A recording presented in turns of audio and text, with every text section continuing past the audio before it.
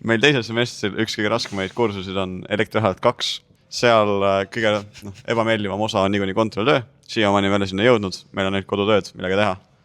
Mina olen nii eeskujulik õpilane, et ma ei ole veel endal teist kodutööd teinud. Ja mu kõrval, mu paremal käel istub üks kursakaaslane, kes juba arvestatud selle. Nii tema räägib mulle, mis siin toimub. Ei, jaa, mulle on mõlemad kodutööd tehtud, nad on täiega. Okei, võib-olla mina olen lihtsalt natuke imelik inimene, aga mulle tohutult meeldivad need. Minu võrdlus on see, et esimest ma tegin ikka pikalt, ma arvan, et kuskil 15 tundi tegin kokku. Seal oli tõesti see, et mingi moment ma olin ikka väga suures ahastuses, sest et mul, sa lihtsalt teed 3 tundi ühte asja, sul ei tule ja ei tule välja. Teine kodutöö läks mul kuidagi väga valutult, et selle ma sain äkki mingi 7 tunniga tehtud.